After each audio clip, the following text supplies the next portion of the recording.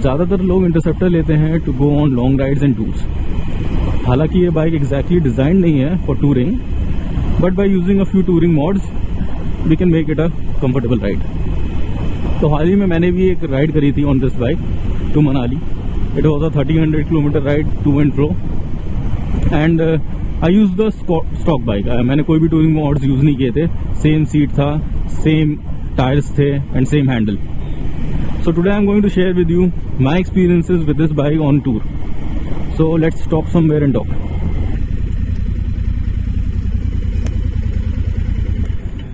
So let's start the touring review. इससे पहले कि मैं भूल जाऊँ, ये जो इंजन गार्ड आते हैं इंटरसेप्टर के साथ में, ये किसी काम के नहीं है। ये ना तो आपके पैर को प्रोटेक्ट करते हैं ना तो बाइक को। तो इससे बढ़िया है कि आप जाना के जो गार्ड्स आते हैं विद स्लाइडर्स वो आप यूज़ करें। वो ज़्यादा प्रोटेक्शन प्रोवाइड करेंगे आपको भी और आपकी बाइक को भी। Okay, so now let's start with the review. इस वीडियो में हम लोग बात करेंगे सीट कंफर्ट के बारे में, back pain during the ride, tyres के बारे में, इंजन परफॉर्मेंस के बारे में, और riding this bike on mountains, off roads and black ice. तो शुरू करते हैं सबसे पहले सीट कंफर्ट। तो ये एक स्टॉक सीट है जो इसके साथ में आती है। इस सीट पे आप इस गाड़ी पे 100 किलोमीटर भी नहीं कर पाएंगे। तो मैंने कैसे कर लिया, मैंने सीट तो नहीं चेंज कराई, लेकिन डेकाथलॉन में आपको साइकिलिस्ट वाली जो पैडेड पैंट्स मिलती हैं वो मैंने अंदर पहन रखे थे। तो उससे क्या हुआ, मुझे एक्स्ट्रा कुशनिंग मिल गई थी। तो मेरे को कोई ज़्यादा खास प्रॉब्लम नहीं हुई। During towards the end of the tour थोड़ी बहुत दिक्कत आई थी, लेकिन वो आप कितना भी कर लें वो उतनी तो आएगी। तो या तो आप कुछ पैडेड पैंट्स यूज़ करें या तो इस सीट को चेंज करा लें। जो टूरिंग सीट भी आती है वो भी, जहाँ तक मैंने सुना है, जो इसके साथ में टूरिंग सीट रॉयल एनफील्ड देता है वो भी कोई ख़ास नहीं है। तो कोशिश करिए कि आप कहीं और आफ्टर मार्केट से ये ले लें। नेक्स्ट है back pain during the ride. देखिए मेरी हाइट है ऑलमोस्ट 5'9", और मुझे राइड करते वक्त ज़्यादा कोई ख़ास बैक पेन नहीं हुआ। जब टूर एंड हो रहा था तब थोड़ा बहुत हुआ था, वो तो होगा ही due to fatigue and tiredness. तो अगर मेरे ख्याल से अगर आपकी हाइट कुछ 6 या तो 6 फीट से ऊपर है तब आप इसके हैंडल्स को थोड़ा सा राइज करवाइए।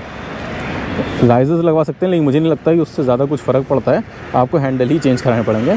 तो अगर आपकी हाइट ज़्यादा है तो मेरे ख्याल से आपको ज़रूरत पड़ेगा कि आप हैंडल इसके ऊंचे करवाइए। नेक्स्ट है इंजन परफॉर्मेंस। इंजन परफॉर्मेंस की बात करते हैं तो ये गाड़ी बहुत ही अच्छा कॉन्फिडेंस देती है आपको ऑन हाईवे। मुझे कभी कुछ अगर ओवरटेकिंग करनी होती थी या तो थोड़ा स्पीड डेविएशन करना होता था ऑन सेम गियर, तो बहुत ही आसानी से हो जाता था। बहुत ही मज़ा आ रहा था इस गाड़ी को। इवन ऑन द माउंटेन्स आपको चढ़ाने में या तो फिर ज़्यादा अगर स्टीप स्लोप है उस पर चढ़ाने में बहुत आराम से ही ऊपर चली आ रही थी। तो इंजन परफॉर्मेंस तो बहुत ही बढ़िया था। Even the gears and everything was very nice.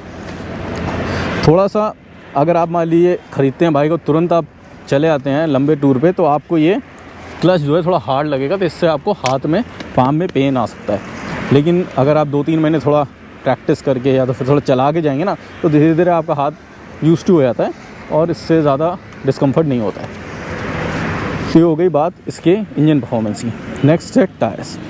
तो जो सबसे बड़ा ड्रॉबैक इस गाड़ी का जो मुझे लगा during my tour was the tyres. These tyres are useless.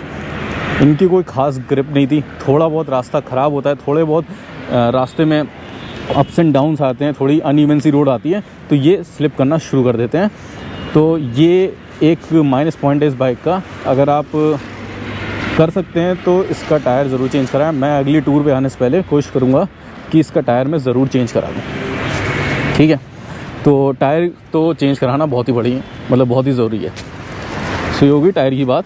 अब आगे बात करते हैं कि इसको माउंटेन्स पे और ऑफ रोड्स पे थोड़ी बहुत ही ऑफ रोडिंग की थी, ज़्यादा नहीं, लेकिन एक आइडिया लग गया था कि ऑफ रोड पे कैसे परफॉर्म करेगी। ऑफ रोड पे बाइक अगर टायर चेंज हो तो बहुत अच्छा परफॉर्म कर सकती है, लेकिन अभी भी ठीक ही कर रही थी ऑफ रोड में आराम से, क्योंकि बाइक थोड़ी हैवी है तो थोड़ा आपको मैनेवर करने में, उसे थोड़ा संभालने में थोड़ी दिक्कत होती थी।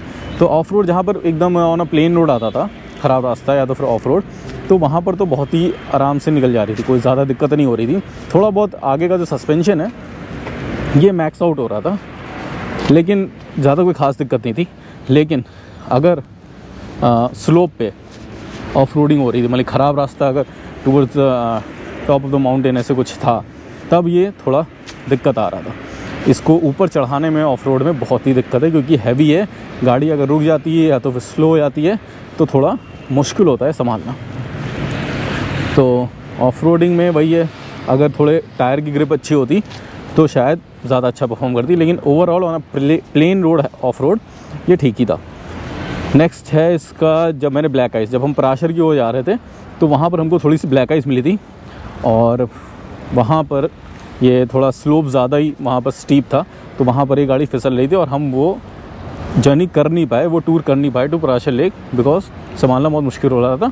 तो हम लोग वापस आ गए। तो ब्लैक आइस में ये टायर्स तो काम नहीं करेंगे, और मेरे ख्याल से कोई भी टायर लगा दें अगर हम टूवर्ड्स अगर ऊपर की चढ़ाई कर रहे हैं तो फिर ये गाड़ी संभालना थोड़ा मुश्किल हो जाता है, क्योंकि ये थोड़ी भारी है और it is not designed for that kind of riding. So overall अगर मैं अपना एक्सपीरियंस बताऊँ फॉर टूरिंग, तो on the highway it was a great pleasure to ride this bike. बहुत ही मज़ा आया था इस गाड़ी को चलाने में। और माउंटेन्स में अगर रोड अच्छी थी तो वहाँ भी बहुत अच्छा लगा था, ठीक ठाक रोड पे भी अच्छा था, बस बहुत ज़्यादा अगर रोड्स ख़राब हो रही थी तो वहाँ पर थोड़ा गाड़ी संभालना मुश्किल हो रहा था, और बहुत ही बढ़िया एक्सपीरियंस था, कोई ज़्यादा दिक्कत नहीं थी। So this was the touring review of this bike. So I hope you liked it, and if you liked it please like the video and subscribe to my channel. Thank you.